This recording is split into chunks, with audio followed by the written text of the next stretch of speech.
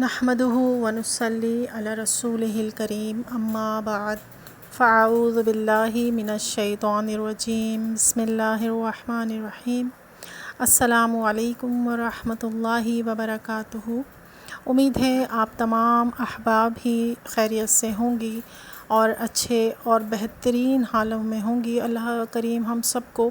ہر شر سے محفوظ رکھے اور خیر عطا فرمائے اور ہمیں خوب سے خوب علم دین حاصل کرنے کی اور اسے دوسروں تک پہنچانے کی توفیق و محبت مرحمت فرمائے۔ جیسا کہ آپ سب کو معلوم ہے کہ ہمارے وضو کے بعد غسل کے مسائل جو ہے وہ شروع ہو گئے ہیں الحمدللہ۔ غسل کے ہم نے پچھلے لیکچر میں احادیث مبارکہ سے اور آیت کریمہ سے جانا کہ غسل ہم پر فرض کیا گیا ہے اور کن صورتوں میں فرض کیا گیا ہے، اور یہ بھی جانا ہم نے کہ غسل نہ کرنے والوں پر کیا کیا وعیدیں آتی ہیں، اور گھر میں جو ہے کہتے ہیں کہ جو جس پر غسل فرض ہو وہ موجود ہو، کتا اور فرشتے جو ہے وہ گھر میں نہیں آتے، ٹھیک ہے۔ کتا اور اگر جس پر غسل فرض ہو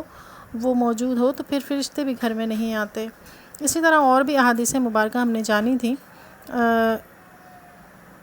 فقہی مسائل جانے کہ کتنے فرض ہیں کلی اس کے غسل کے کلی کرنا۔ 3 فرض ہیں غسل کے کلی کرنا، ناک میں پانی ڈالنا اور تمام ظاہری بدن پر پانی ڈالنا، اور ایسا پانی ڈالنا کہ کہیں پر بھی ایک ذرہ برابر بھی جگہ باقی نہ رہے۔ تو پچھلے لیکچر میں ہم نے کلی کرنا اور اس کے بارے میں جانا کہ کس طرح سے کلی کرنی ہے اور کہاں کہاں اس کے پانی کو پہنچانا ہے، اور پھر اس کے ایک مسائل جو ہے وہ ایک مسئلہ جو ہے وہ ہم نے جانا کہ اگر کوئی چیز ایسی ہے کہ جو جمی ہوئی ہے اور پانی بہنے سے رک رہا ہے تو اس کو چھڑانا ضروری ہے، اور اس کے علاوہ بھی اس کے پوری ڈیٹیل ہم نے جانی تھی۔ آج انشاءاللہ عز و جل ہم 2 جو فرائض ہیں ان کے بارے میں جانیں گے، اور پھر غسل کی کچھ احتیاطیں کہ جو ہمیں غسل کے دوران کرنی چاہیے، جو غلطیاں ہم کر جاتے ہیں، لا علمی ہوتی ہے، ہمیں معلوم نہیں ہو پاتا کہ کون سی چیز ہم غلط کر رہے ہیں، کون سی چیز جو ہے وہ ہمیں کرنی چاہیے۔ تو انشاءاللہ عز و جل یہ تمام چیزیں آج ہم جانیں گے۔ جو دوسرا فرض ہے وہ ہے ناک میں پانی ڈالنا۔ تو دونوں نتنوں کا جو نرم حصہ ہوتا ہے، جہاں تک نرم حصہ ہے اندرونی جو نرم حصہ ہوتا ہے، یعنی سخت ہڈی کے شروع تک اس کا دھونا کہ پانی کو سونگھ کر اوپر چڑھائیے۔ جب آپ پانی کو سونگھ کر اوپر چڑھائیں گے تو آپ کے اوپر جب نرم ہڈی جو سخت ہڈی کا اینڈ ہے تو نرم ہڈی وہاں سے شروع ہو جاتی ہے، تو وہاں پر جلن سی محسوس آپ کریں گے تو آپ سمجھیے آپ کو مطلب پتہ چل جائے گا کہ ہاں ہمارا اوپر تک نرم ہڈی تک پانی پہنچ چکا ہے۔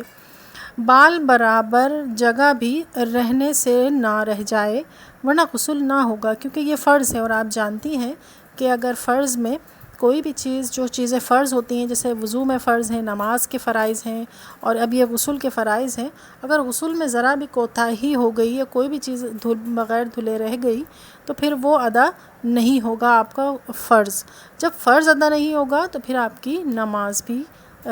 نہیں ہوگی۔ تو ناک کے اندر کثافت یعنی رینٹ جم گئی ہے، جیسے ناک کا میل بھی کہتے ہیں، اور وہ سوکھ کر جم جاتی ہے تو اس کا چھڑانا بھی فرض ہے، یعنی اچھے سے آپ کو اتنی اچھی صفائی کرنی ہے ناخن چھوٹی انگلی سے کہ اندر تک جو ہے بالکل صفائی کریں۔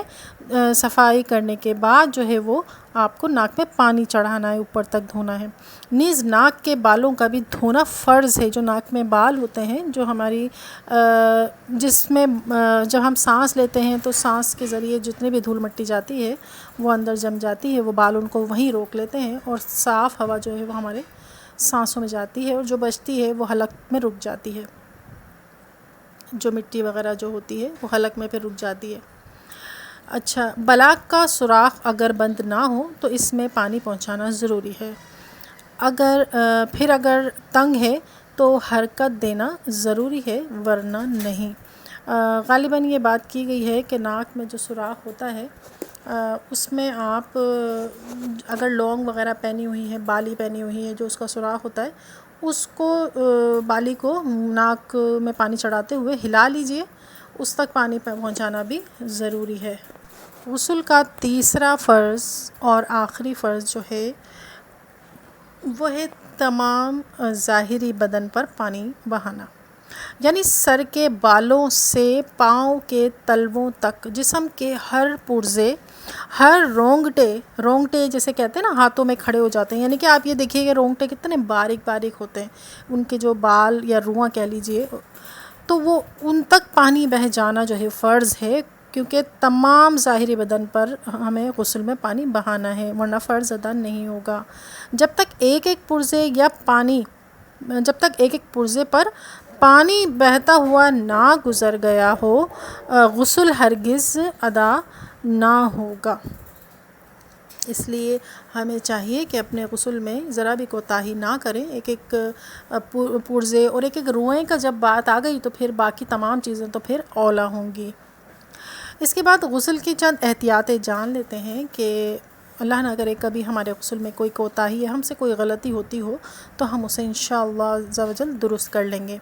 غسل میں 2 قسم کی بے احتیاطیاں پائی جاتی ہیں جن میں غسل نہیں ہوتا اور نمازیں برباد ہو جاتی ہیں۔ نمبر 1 ہے کہ پانی کو بعض جگہ تیل کی طرح چپڑ لیتے ہیں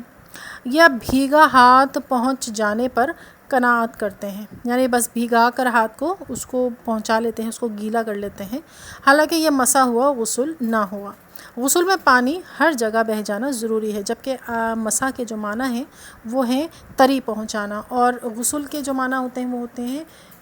دھونا، یعنی کہ اس پر پانی بہہ جائے۔ تو اس لیے جب غسل کی بات ہو رہی ہے تو ہر جگہ پر پانی کا بہہ جانا ضروری ہے، ہر رونگٹے پر، جبکہ مسا جو ہے وہ صرف تری پہنچانا ہے۔ تو جہاں مسے کا حکم ہے تو وہاں مسا کیجئے، جہاں غسل کا لفظ آئے تو وہاں پر آپ کو پانی جو ہے وہ بہانا فرض ہو جاتا ہے۔ نمبر 2 ہے کہ اکثر عوام بلکہ بعض پڑھے لکھے بھی یہ کرتے ہیں کہ سر پر پانی ڈال کر بدن پر ہاتھ پھیر لیتے ہیں اور سمجھتے ہیں کہ غسل ہو گیا، حالانکہ بعض جگہ ایسی ہیں کہ جب تک خاص طور پر احتیاط نہ کی جائے وہ نہیں دھلیں گی اور غسل نہ ہوگا۔ لہٰذا ہم یہاں جو ہے آپ کو تفصیل بتا رہے ہیں، تو خوب توجہ سے اس کو پڑھیے گا کہ اللہ نہ کرے کوئی بھی ایسی جگہ ہم سے چھوٹ تو نہیں رہی ہے۔ تو اور ہمیشہ دھیان بھی رکھیے گا کہ بدن کے ہر ذرے پر رونگٹے پر پانی بہانا فرض ہے، ورنہ غسل نہ ہوگا۔ وضو میں جن اعضاء کی احتیاط کی جاتی ہے ان کا لحاظ یہاں بھی ضروری ہے، اور ان کے علاوہ خاص غسل میں احتیاط کی جگہ جو ہیں وہ ہم انشاءاللہ عز و جل اگلے لیکچر میں آپ کو بیان کریں گے کہ خاص جگہ کون سی ہیں اور انہیں کس کس طریقے سے آپ کو دھونا ہے اور کیا کیا احتیاطیں غسل میں رکھنی ہیں انشاءاللہ عز و جل۔ تو آج کا جو بیان ہم نے کیا ہے انشاءاللہ عز و جل وہ آپ کے لیے ضرور کارآمد رہا ہوگا۔ تو انشاءاللہ آگے بھی بہت ساری چیزیں ہم سیکھتے رہیں گے، جو ہمارے فرض علوم ہیں ہم جانتے رہیں گے، جن کو حاصل کرنا وہ ہم پر فرض ہے۔ تو میں کوشش کروں گی انشاءاللہ وہ تمام مسائل، وہ تمام جو علم ہے وہ آپ تک پہنچاؤں، اور آپ بھی نیت کیجئے کہ جو بھی سنیں، جو بھی پڑھیں وہ دوسروں تک لازمی پہنچائیے۔ اللہ کریم سے دعا ہے کہ اللہ پاک ہم سب کو اپنی امان میں رکھے اور خوب سے خوب علم حاصل کرنے اور اسے دوسروں تک پہنچانے کی توفیق مرحمت فرمائے۔ آمین بجاہ النبی الامین صلی اللہ علیہ وآلہ وسلم۔ دعاؤں میں یاد رکھیے گا۔ السلام علیکم ورحمۃ اللہ۔